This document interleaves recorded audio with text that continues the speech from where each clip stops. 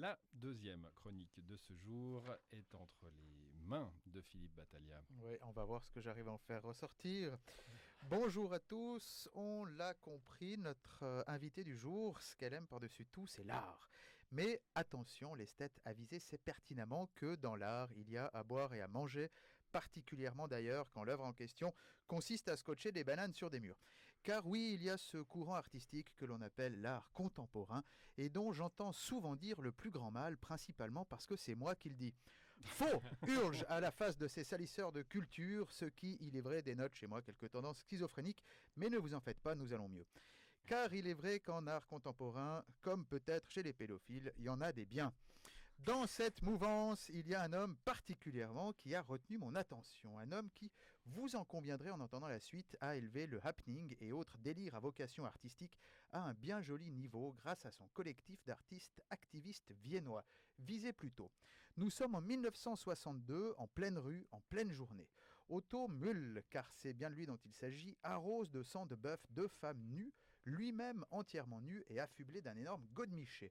Ruisselant d'hémoglobine, le trio se roule alors dans une montagne de plumes d'oies, les volatiles ayant fraîchement et publiquement été décapités, tandis qu'une troisième complice faisait le tour d'un public paralysé d'horreur en leur palpant l'entrejambe afin de vérifier si pareil spectacle provoquait chez eux une quelconque excitation. Je vous jure que tout ça est vrai. Voilà une performance que nous ne verrons pas de sitôt au Festival d'Art de Rue de Monté et c'est bien regrettable si vous voulez mon avis.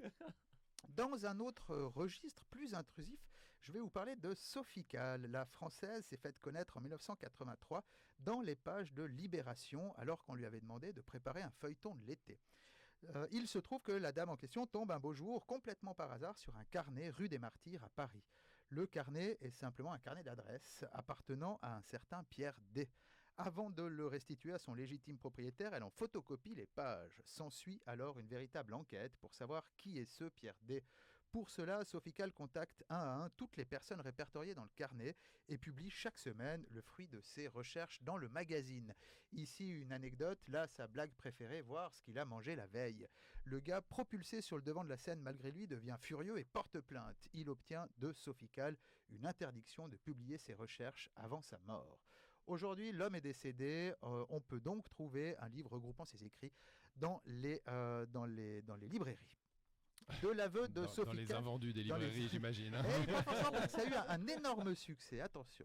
De l'aveu de Sophie Calle elle-même, elle est peut-être allée un peu trop loin. Je cite, « Je suis complètement tombée amoureuse de cet homme, j'ai changé toute ma vie pour lui, je suis allée vivre dans son voisinage, n'ai fréquenté que ses amis, suis allée manger aux mêmes endroits que lui. » Voilà ce qu'on appelle une véritable immersion de l'artiste. Avant de vous laisser tranquille, je ne résiste pas à vous parler d'un dernier lascar. L'homme, un Belge, se nomme Jacques Lizen et se définit lui-même comme étant un petit maître liégeois de la seconde moitié du XXe siècle, artiste de la médiocrité. Il s'autoproclame inventeur de l'art nul. Alors ça, déjà, moi, ça me le rend sympathique. Mais ça, c'est belge, c'est bien.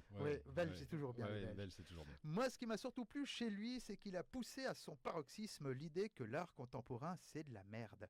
Comment? En devenant son propre tube de peinture, en peignant, comme vous l'avez sûrement deviné, avec ses propres excréments.